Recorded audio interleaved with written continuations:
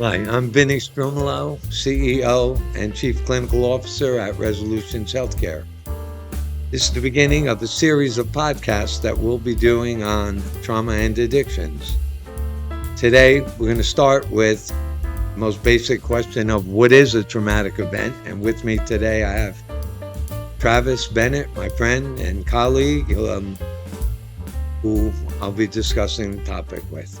Yes. So, in reading through the blog, and this is the way I would like to start, if it's okay with you, is addressing the fact that, and the reason why I feel like this is so important to discuss is the fact that over the length of time that you've been doing what you've been doing in the various roles, statistically, you've proven that what percentage? It was something like 85% of all the clients that you had Well, interacted that's with. anecdotal, not statistic. It's not scientific, but anecdotally, when I look back over 30 years, there were thousands, over 4,500, 5,000 clients that it was a clear link between their past unresolved trauma and their current addiction. Being a former client of yours, I was reluctant to participate in your um, sessions because I didn't classify myself as having traumatic events in my life.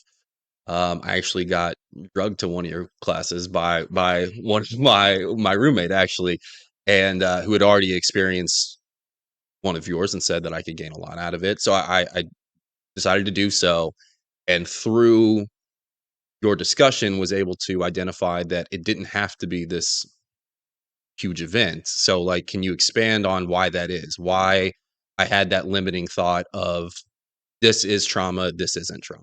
Right. And I think you nailed the reason I changed it to trauma/life events, because once again, you associate trauma with abuse or war.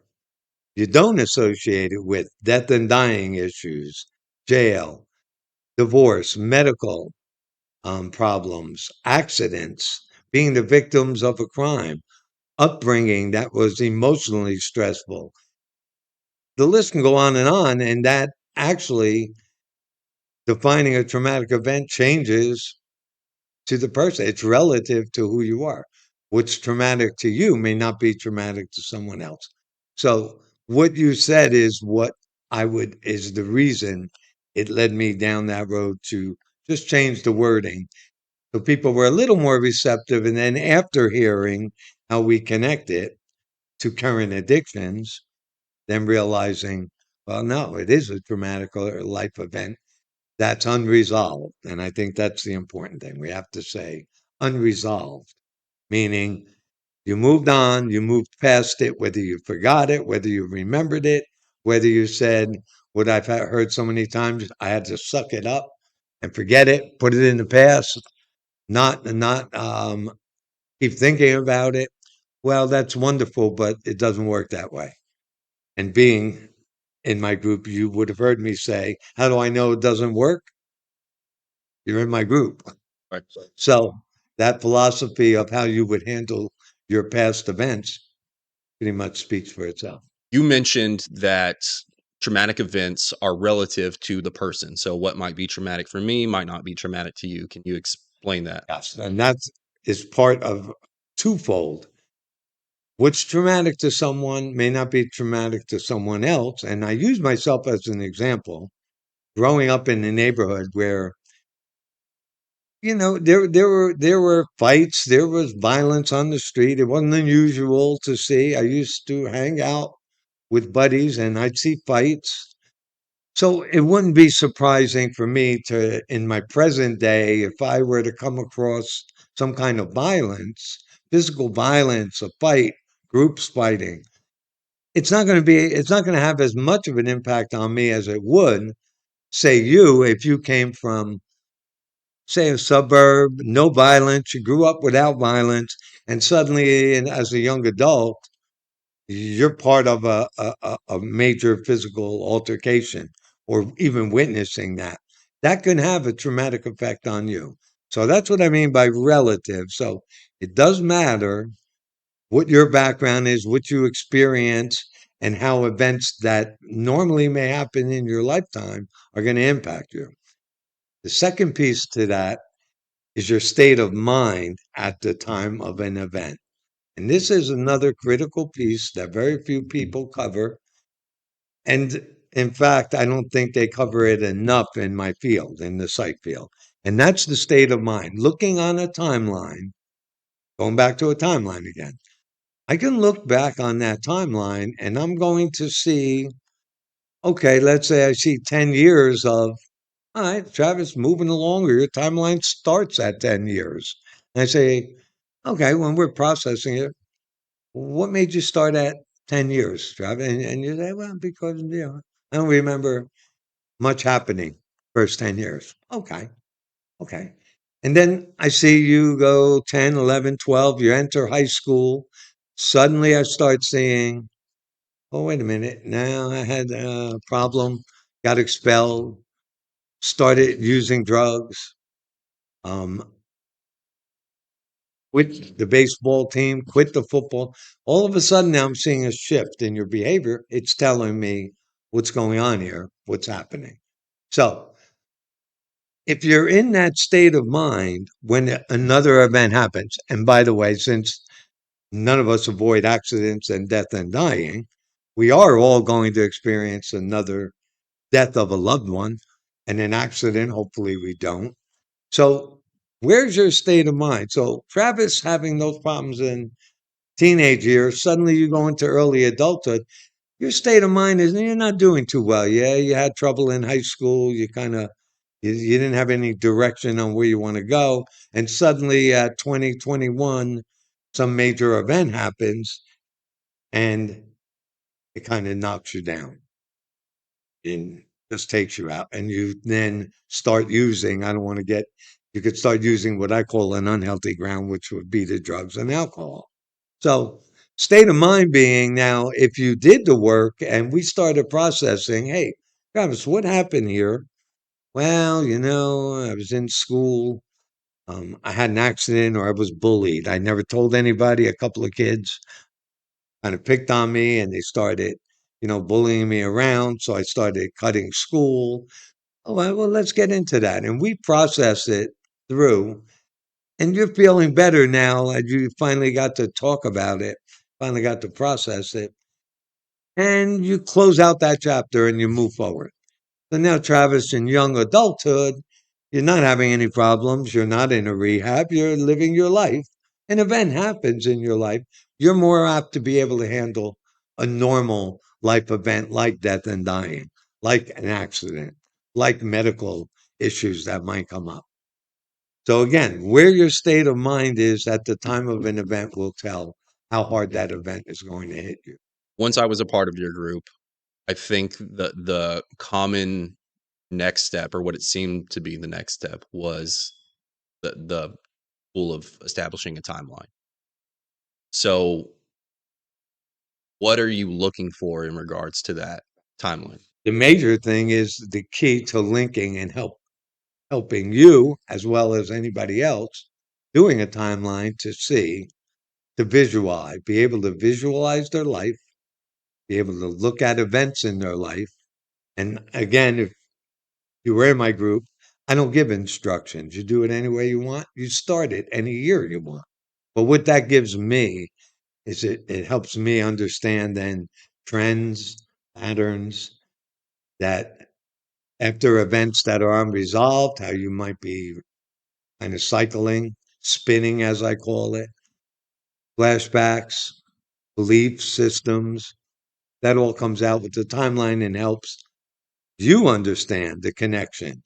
I know there's a connection from the past to the present, but I have to actually convince some people there is an impact when it's not resolved. Understanding that each family or each person has their own struggles. People are people and they have issues, right?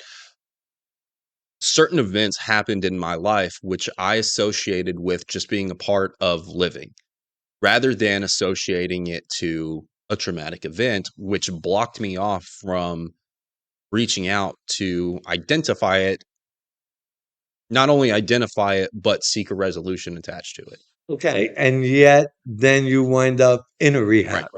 In the present, if you didn't come to my group and I say, Well, Travis, what led to your using? What reason would you have thrown out at that time? Yeah, yeah. What was going through your head when you're using? I'm depressed. I'm sad. See, this is the point. You have an event. I use it in my overview. An event happens, top left. An event happens, one of those that we listed. It's unresolved. Symptoms start developing. It could be immediately. It could be 10 years later. Symptoms, anxiety, depression. Okay. Obsessive kind of thinking. You're starting to experience these symptoms and you go see someone and you're seeing someone for a depression or anxiety. Let's say, let's use the top two. Um, you go see someone, they say, well, I have a what problem? What do you have? I'm depressed. Okay. Well, what are you depressed about? And you're going to look at your present life, just try to maybe discover why you're depressed. You're not thinking it might be 10 years ago, something that was behind the scenes, unresolved, kind of working its way through. If you're anxious, you're going to say, I have an anxiety problem. Okay, I'll put you on anti anxiety. Everything's fine. Well, no, those are symptoms of something else wrong. In order to deal with your depression and anxiety, and you don't go see anyone, you might resort to what I call an unhealthy ground: drugs and alcohol, gambling, a sexualized addiction, cutting, all kinds suicidal kind of gestures and acts. These are all different unhealthy ways to make you feel better because you're hurting. I'm hurting. I'm depressed. I'm hopeless. I feel hopeless. I feel helpless, sad. Um, I need a drink. Take the drink, the drug, symptom goes away, but in an unhealthy way.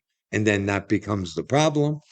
You end up going to a rehab because you have a drug or an alcohol problem.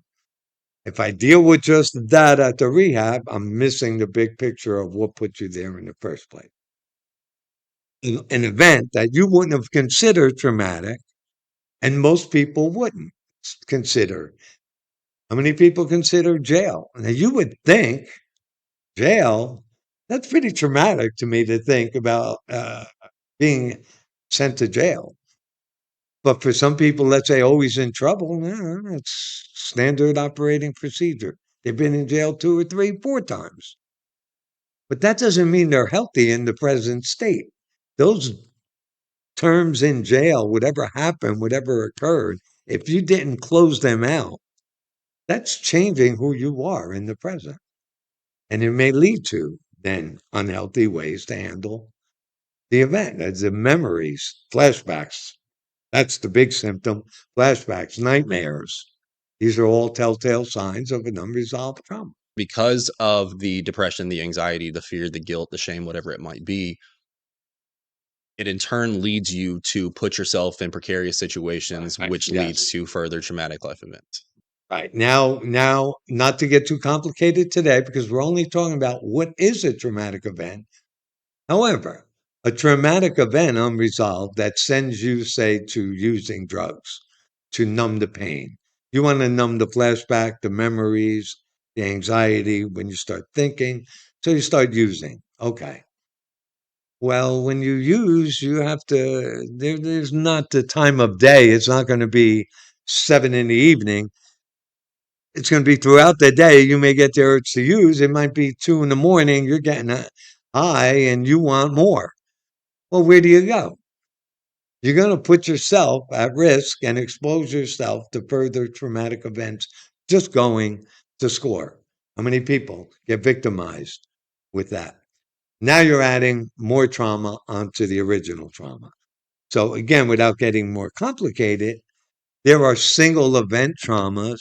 These are 2 or 3 or 4 that happen to you along the way versus multiple extended traumatic events. 2, 3, 4, 5 years in an abusive relationship. Now that's a different. And that's a different podcast to talk about that topic. Again, we would have to expand on what we're saying, but I just would like to clarify there are different ways we handle single event kind of traumatic events versus extended, just nonstop. In fact, when I did a lecture in Ireland with 7 English speaking countries on trauma, talked to someone from Israel. To me, it was like, how do you deal with at any given time? The bomb. This was back in the early 2000s. How do you live with that kind of fear of something happening at any time? Well, they gave the typical answer a lot of people give when they talk about their past. Yeah, you get used to it. Well, yeah, you do get used to it. But getting used to traumatic events, that's going to have its toll on you then. And that's another thing of what kind of toll it takes on you later in life. Okay, Travis, today we talked about what is a traumatic event. We kind of covered it pretty quick, but we talked about what it looks like when it's not resolved through the timeline work. It leads to symptoms that develop: anxiety, depression, flashbacks, nightmares. We talked about how that leads people to unhealthy ways to handle it: drugs, alcohols, sexualized behaviors, and everything we talked about. On the next podcast, I'd like to discuss now, what does a resolved trauma look like? And for those who want to read ahead, you can look at our website, read the blogs, and connect with the link in the description. Thank you, everyone. See you next time with Start the Conversation.